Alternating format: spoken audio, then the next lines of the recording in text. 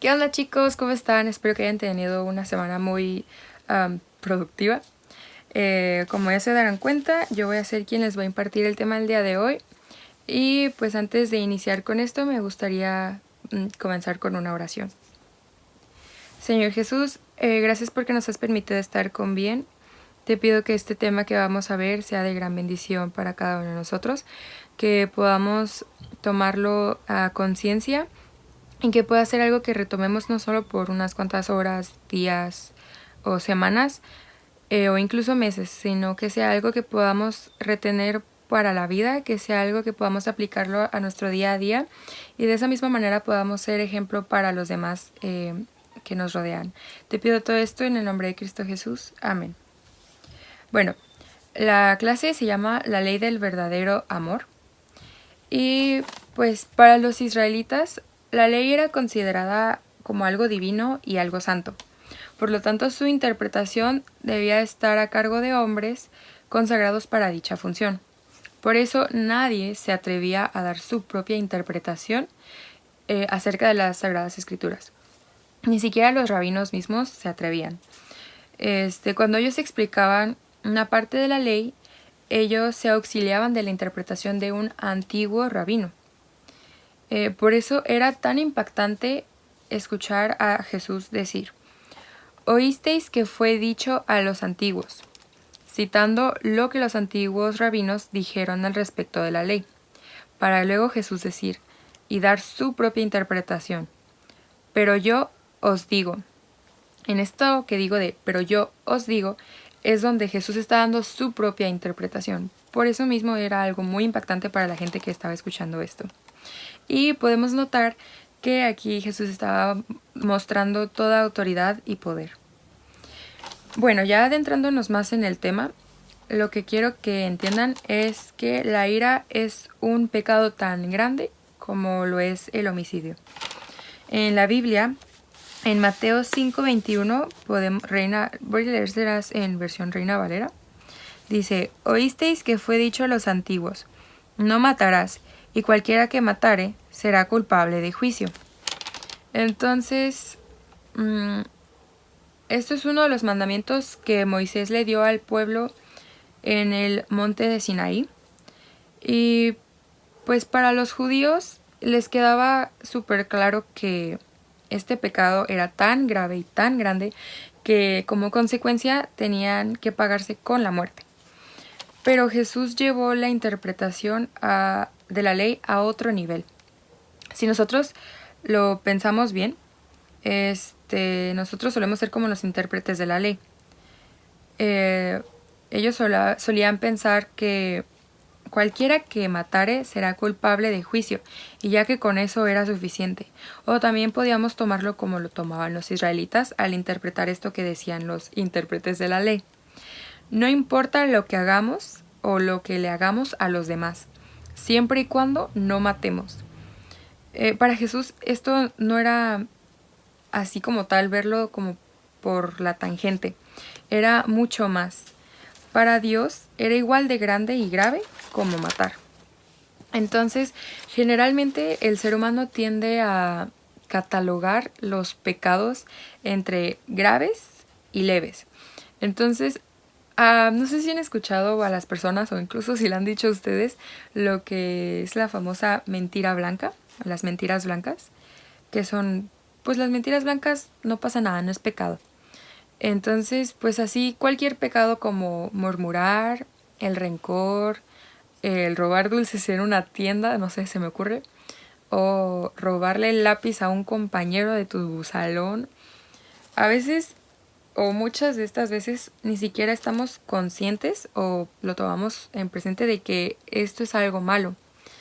Pero a final de cuentas, todos estos pecados ligeros o leves que pueden ser para ti, son realmente igual de graves que matar, que la homosexualidad, que violar y que muchos otros. Entonces, para los ojos de Dios, el pecado es pecado. No importa si es mentir y matar. No es como que mentirse aquí y robar acá o matar. O sea, para Dios es lo mismo. Entonces, Bueno, tengamos presente este versículo en Santiago 2:10 y dice, todos los que les voy a leer van a ser en versión Reina Valera. Santiago 2:10 dice, porque cualquiera que guardare toda la ley, pero ofendiere en un punto, se hace culpable de todos. En el Nuevo Testamento podemos ver dos palabras en griego que eran las más usadas para referirse a la ira. La primera es sumos. Esta era descrita como un enojo que surge súbitamente y de la misma manera desaparece. La segunda es la que Jesús utilizaba. No sé si es orgizo o si es orgizo, pero bueno, es esta palabra, orgizo. Y esto es un enojo que manifiesta lo más intenso de todas las pasiones humanas. Esta última que Jesús utilizaba es menos súbita que sumos, pero es más duradera. Esta ira es la que uno guarda en su corazón y no deja desaparecer de ahí. La que guardan con un resentimiento y odio, de manera permanente. Entonces, la Biblia condena la ira que el ser humano guarda en su corazón. Recordemos pues en Efesios 4:26 que dice, airaos, pero no pequéis, no se ponga el sol sobre vuestro enojo. Y en Santiago 1:20 dice, porque la ira del hombre no obra la justicia de Dios. La palabra griega para airaos que mencioné en Efesios, ira es orgizo, no sé. Jesús habla de dos casos donde la ira que se guarda en el corazón se manifiesta con palabras insultantes. La primera es necio y la podemos ver en Mateo capítulo 5 versículo 22. Esta dice, pero yo os digo que cualquiera que se enoje contra su hermano será culpable de juicio, y cualquiera que diga necio a su hermano será culpable ante el concilio, y cualquiera que diga fatuo quedará expuesto al infierno de fuego. Bueno, como les mencioné, la primera palabra es necio. Entonces, cada persona que se enoja contra su hermano y le dice necio, debe justificarse ante la sesión del tribunal de Dios. La segunda palabra es tonto o fatuo, que ahí mismo en Mateo mencioné. Y pues de igual manera, esta quedará expuesta al infierno de fuego. Entonces Jesús dice que aquella persona que por su ira difama y denigra el nombre y la reputación de alguien, es digna del castigo eterno en las llamas del fuego. Entonces, pues Jesús quiere hacernos ver lo importante o la importancia de estar en completa paz al momento de llevar las ofrendas a Dios. En Mateo, regresando a Mateo, en el capítulo 5, versículo 23 y 24, dice, por tanto, si traes tu ofrenda al altar y ahí te acuerdas de que tu hermano tiene algo contra ti, deja ahí tu ofrenda delante del altar y anda, reconcíliate primero con tu hermano y entonces ven y presenta tu ofrenda. A través del sacrificio podemos reconciliarnos con Dios y estar en completa paz con Él, pero es igual de importante estar en paz con nuestro prójimo, no solamente con Dios. En Israel, las ofrendas eran dadas por el pueblo a través de los sacerdotes y este tenía como fin eliminar los pecados o como agradecimiento y comunión.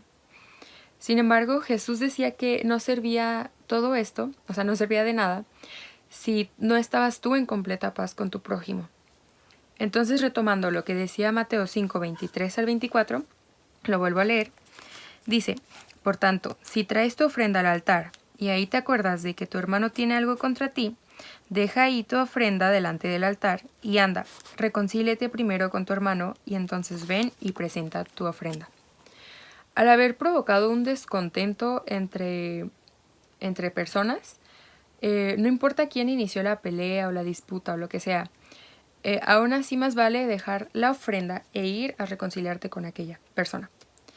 Entonces, bueno, el punto central es que debes pedir perdón independientemente de si la otra persona acepta o no. Jesús es muy claro con todo esto. Por lo tanto, no debemos cuestionar, sino obedecer todo lo que Dios nos está pidiendo que hagamos.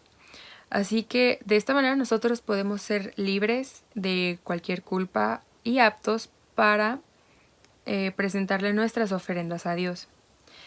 Algo muy importante es que esto no quiere decir que siempre vamos a lograr reconciliarnos con la gente o llegar a un mutuo acuerdo entre personas. Por eso mismo nos dice Pablo en Romanos 12:18, nos dice: si es posible, en cuanto dependa de vosotros, estad en paz con todos los hombres. Pues es que a veces nuestros principios cristianos van a ir en contra del sistema del mundo, van a ir en contra del mundo. Entonces, a veces pues va a ocasionar algunas críticas, va a ocasionar oposición, en algunos casos persecución. Y les retomo lo que había dicho en mi clase pasada que les di. Ser cristiano no es algo fácil. Y Dios no nos dice que es algo fácil. Pero Dios nos va a compensar de una manera que no se imaginan. O sea, de verdad vale la pena todo esto, aunque ocasione algún conflicto con el mundo, Dios nos va a recompensar.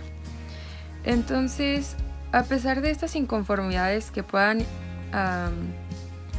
aparecer o presentarse con el mundo, en lo que dependa de nosotros, debemos estar dispuestos a perdonar y ser mensajeros de paz. Ahora, recapitulando todo lo que había mencionado, como un resumen o conclusión, es que la ira, el desprecio o el odio y todo pecado es igual de grave que matar, que violar, que la homosexualidad y que cualquier otro. Todos son por igual. Y todos van a ser castigados en el infierno del fuego.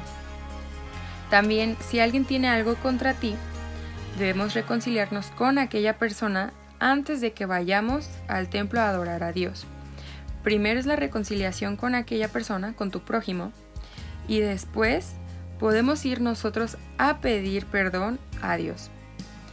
El que cree que el cielo está cerca, aprenda en esta tierra a tratar bien a su prójimo.